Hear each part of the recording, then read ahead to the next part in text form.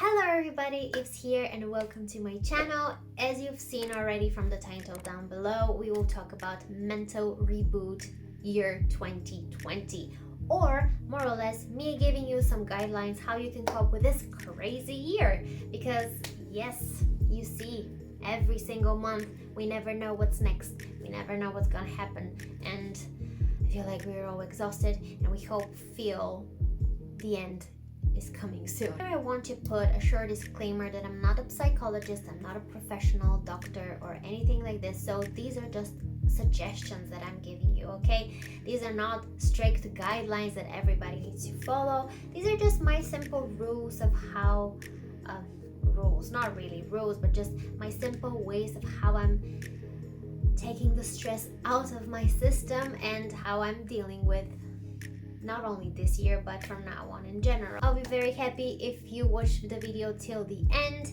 Grab something warm to drink, cozy up a little bit, and let's dive into it because I have at least 15 points I want to talk about. So, point number 1, understand the major lessons this year is providing us. Just as children in school, they are taught every single day a different topic and different subjects, and when they fail into an exam, then they see, okay, well, I didn't learn my lesson. Next time I'm gonna be better. Well, basically, this is what we have to do this year as well. So, not only this year, but constantly. And the difference between last year and this year is that just generally all over the world, crazy things are happening, which I just feel like it's like ringing a bell. Hello, this is wrong. You have to fix it. So, understanding this is gonna lead us somewhere. I am very much sure of it. And something else, pay attention that we learn our biggest lessons from negative experiences. This year is full of them, so where this leads us to, the same thing that I was talking about now. Just understanding, getting the most important, valuable things from it, and try not to do the same mistakes for the future. Simple as that. There is no particular order of how I place the points, but they're very tightly connected, so to say. So moving on to step 2, try to see the big picture. And what I mean by this is no matter what kind of issue or problem you're facing at work, with your family members, whatever it is, I don't know, try maybe to imagine the following. Imagine this, my fist, for example, is you, and then you are surrounded with this negative thing that you're experiencing, right? Now, for a moment, imagine you are a ghost, like a Casper, or I don't know. Just imagine you are getting out of your physical body and you observe the situation. Now, you see every aspect of it, right? Try this every single time when you have an issue with whatever it is. And then see the big picture. This is what I mean. Because this is just a particular moment of the day or of your life, which probably a couple of years later you're not going to remember even. Is it worth investing so much nerves and so much, emotions into this? I don't think so. So try to see the big picture. Point number 3, try to keep it going. Keep it pushing, you guys. You want to go from point A to point Z, achieving different goals, different dreams, whatever it is. But sometimes it's, I don't know how to say, challenging might be the perfect word, to push it, to, motivate yourself. And for this reason, I might tell you that there is a very good, I would say even great book of Mel Robbins, which is the 5-second rule. For me personally, at the time that I read it, it was only bringing me extra stress because I was not at the right place at the right moment for me mentally to implement something like this, but it's working. And so she's amazing. Maybe you've heard about her. She's giving a lot of motivational speeches, and it might be that people like her can help you to push it, to keep it going. Moving on. Point number 4, try to stay positive. Now, some people by nature are very much skeptical, so it's very hard for them to achieve positive thinking. But still, it's very important if we want to go somewhere nice in our hearts, in our brain. And so that we can feel way better. And I don't remember who actually told me this, whether it was my psychologist or somebody else, but whoever told me, it was try to love your problems. And at first I was like, yeah, true. Like, who does that? Like, it sounds ridiculous on its own. But once I implemented it and I understood it, it was so much easier. It's just something nice will come after it, and it's not always going to be so bad at all times. And I feel like this with loving your problems is the same with loving your haters, because you cannot allow every single time this to affect you so much, because it steals a lot of energy from you. So it's the same, just don't allow it to happen. So you guys, I'm on the floor because it started raining. I don't have proper natural light. I turned all the lights on, so I hope you can see me way better. But in Germany, it is what it is. 1 minute it's, sunny, the other one it's pouring rain with tons of clouds, and it's getting very dark. So remember, point number 3, keep it going. This is what we have to do. So the next 2 points, I actually decided to combine them right now, because it's taking it slow and being patient, which, you see, they go hand in hand. And I feel like this year especially, we have to slow down in a certain way and just, I don't know, give ourselves time, make ourselves comfortable to see what we've done wrong, adapt to change, and understand that it's very, very important. And actually, I'm a very impatient person. If I want something, I want it now. And I know that there are a lot of people who were exactly the same as me. But patience is key for success, I feel like, because some stuff in life happen literally from one day to another. But sometimes they don't. And if you are impatient, this only brings you extra stress and you're way overwhelmed. So please, please, please, try to stay calm in this moment and be patient and take everything in slow term, because I promise eventually we will reach the point in life where we are headed to, at least I hope. Slowing down and being patient is also going to make us do some kind of evaluation of what we've done wrong, what we've done right, whether we've learned our lessons, how we can improve, what are the changes we need to make. Evaluation is very, very essential for us to be better people and for us to bring better results for the entire world, not only for our countries and our cultures, right? Because we all inhabit this planet, so we need to evaluate in order to become better. Point number 8, check on yourselves, your family members, your friends, your colleagues, whoever it is. Just because our health is the most important thing, whether it's physical, mental, it doesn't really matter. Both of them are equally important. Check your overall health. It's very, very important.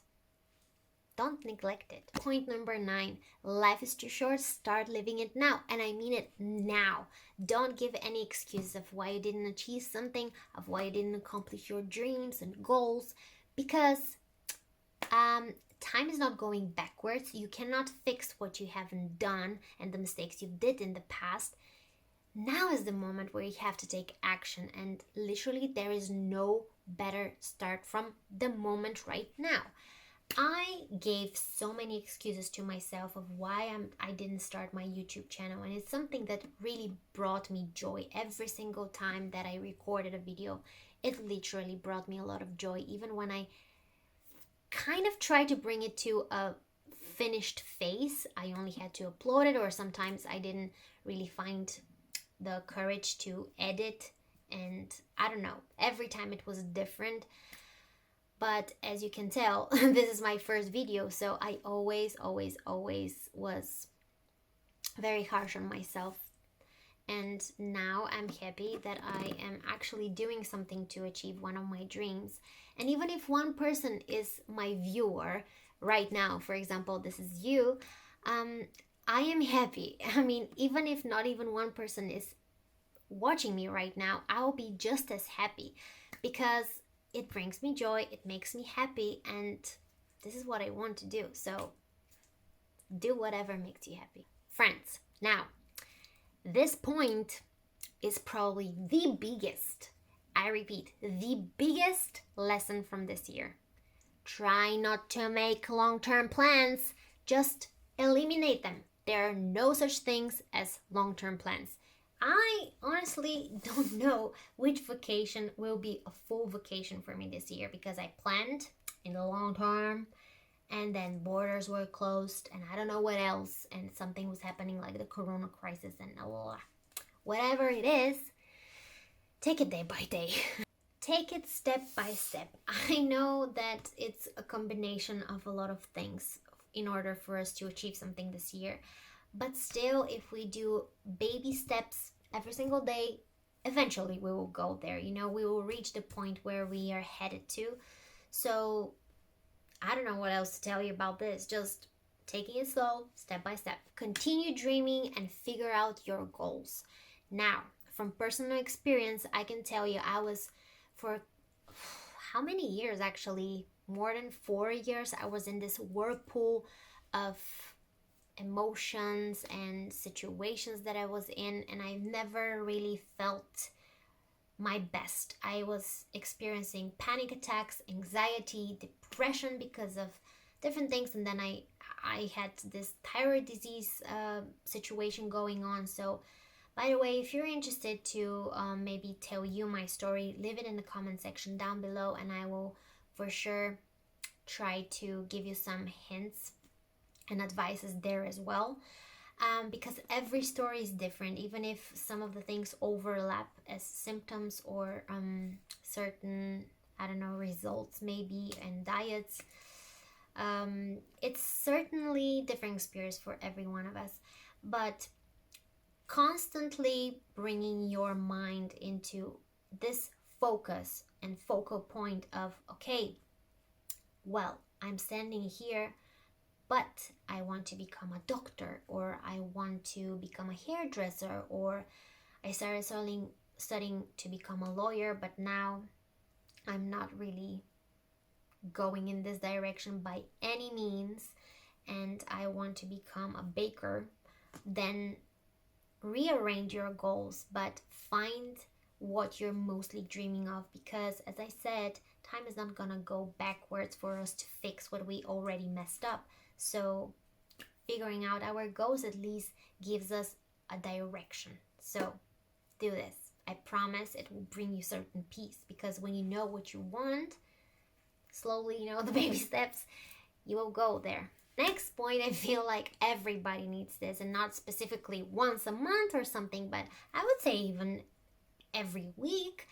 Make a schedule of when you want to give yourself a pamper time, the time that you want to either make yourself a face mask, relax, do some sports, draw, do all of your hobbies or whatever it is, but it's very crucial for our health. We have to deal with so many daily routines and so many daily tasks that we sometimes, very often I would say, forget to do our hobbies. And do it. Don't forget it. Pamper yourself. Give yourself a wholesome time. I'm coming from Bulgaria, and we don't particularly have Thanksgiving Day. We have a day where we actually ask for the elderly for forgiveness. Whether we've made certain mistakes towards them, whether we've called them bad names, or I don't know, whatever it is, we just ask for forgiveness. But what I really want to say actually is that it's very, very nice when people were thankful, when they not only ask for forgiveness at the right moment, but at the same time to be thankful and grateful for the things that we have. And therefore, I feel every single one of us should be grateful for at least one thing a day, and we have to say it out loud. For example, I'm grateful that I have this, I don't know if you see her actually, I'm grateful for her and I'm grateful for my family and my parents, my boyfriend. I'm just grateful for the people who love me, and the creature there who loves me, and who, because she's a cat, she gives 10% of her love. But I'm grateful for it. So, being grateful, very, very important. So yeah guys, we reached our last point, which is go out, visit nature, visit your local stores just so that you're outside breathing fresh air. Switch off your social medias, or at least if you're listening to music on your smartphone, whatever device, iPod, whatever it is, try not to scroll into social media, because we are very much tempted to do this, but otherwise when we do this, then we eliminate the whole idea behind this point. So I don't know, this can refresh our mind, we can breathe more air, we can then have more oxygen flowing into our brains and our blood. So it's very, very essential for our sleep just as much. So don't neglect this point at all. And what can I tell you? I hope that you like this video, and we will see each other in my next one. Up until then, have a great one and see you next time. Bye!